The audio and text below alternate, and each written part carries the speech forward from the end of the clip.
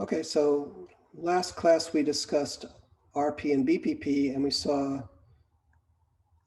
two examples of randomized algorithms. So RP is one-sided error, and it's sandwiched between P and NP. BPP is two-sided error, and it's sandwiched between RP and P space. The error can be made exponentially small. And we concluded by asking whether RP and BPP are closer to P or to exponential time. And this can be motivated from practical considerations. That is as follows. So randomness is wonderful. We have these great randomized algorithms, but computers typically don't have access to truly random bits. For example, they could try using the exact time of a clock. So for example, the last 3 digits may give a sort of random number. But of course, the program may check the clock in regular intervals. So this could be terrible because then all the random numbers differ by the same amount. You could have 2 clocks, and this is called clock drift. But it's unclear how much the clock will drift. You could use other operating system variables, but again, it's unclear how random these are. So it's natural to ask, is randomness necessary? It is essential for cryptography because if the secret key is not random, the eavesdropper could learn it. But it's unclear for algorithms. For example, I showed you the randomized algorithm for composites. That was done in the late 70s. And for a long time, we didn't know a deterministic polynomial time algorithm for composites, or equivalently for primality. But in 2004, 3 researchers gave a polynomial time algorithm for primes and hence composites. So primes is actually in P. So could it be that every problem in RP is contained in P? Or could it even be that BPP equals P? Well, let's explore that question. A key to exploring this question is the notion of a pseudorandom generator. A pseudorandom generator is a deterministic algorithm that takes as input a short random string and outputs a long string that's hopefully random enough. So here, I didn't even use any randomness to generate this string. I just took the digits of pi after the decimal point. Is this random enough? What does random enough even mean? So for a long time, people used ad hoc definitions of random enough, whether it passed a few statistical tests. But there's a modern approach. I say modern, but this is really from the 80s. Since I'm old, I can call that modern. And here the approach is to require a pseudorandom generator to fool all efficient algorithms. What does that mean? It means you have an algorithm that it has an input and it has some behavior when it's fed a random string. We want the behavior to be approximately the same when it's fed a pseudorandom string.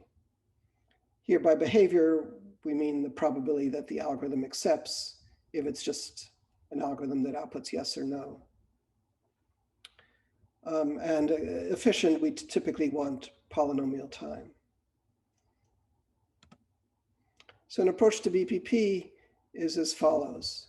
Here's a conjecture that says there is a polynomial time pseudorandom generator G that outputs R bits using a seed of just order log R bits that fools algorithms running in polynomial time with error, say 0.1. And this is known to be true under plausible lower bounds, under an assumption about lower bounds. So you assume believable lower bounds, and then you can prove this conjecture. However, lower bounds are notoriously hard to prove, so we don't expect to prove these in the near future.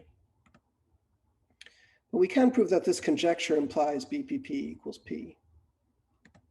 Why is that? Well, we do the same argument that we use to show that BPP is in P space, but instead of R bit strings, we use the order log R bit seeds. So we cycle over all order log R bit seeds. and we run M of W, and we apply the pseudorandom generator to the seed Y. Okay, so now we don't have so many possibilities for G of Y. We only need to run M a total of 2 to the order log R, which is polynomial in R, which is polynomial in N times. So we only need to run M a polynomial number of times and keep track of the count. And this can all be done in polynomial time. And the correctness follows because the original, we started out being correct with probability 2/3. The pseudorandom generator only introduces an error 0.1. So our new error, after taking the pseudorandom generator into account, is still the new error is at most 1/3 plus 0.1, which is at most 44%. Okay, so the new algorithm errs with probability at most 0.44. So in particular, the majority will be correct. This computes the actual majority, right? We count how many of these G of Y's cause acceptance, and we just take a majority vote. So as long as 44% cause an error, the majority will be correct, and this is a deterministic algorithm that will always be correct. Okay, so in conclusion, we've seen many powerful randomized algorithms. We saw unequal composites, and there's a whole bunch of others that we don't have time to discuss. There are whole courses on randomized algorithms. And they decide languages in the complexity classes RP and BPP. And we can make the error exponentially small just by repeating many times. RP is sandwiched between P and NP, and BPP is sandwiched between RP and P space. And there's evidence that BPP equals P, and which implies RP equals P. But we're very far from proving this unconditionally. Okay, so I hope this gives you a flavor of the use of randomness in computing.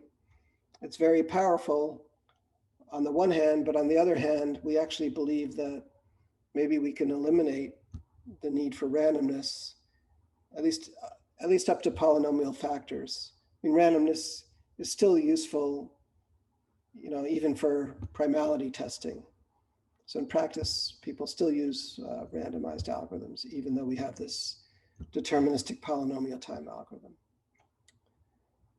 Okay, so I hope this inspires you to learn more about it. All right, thank you.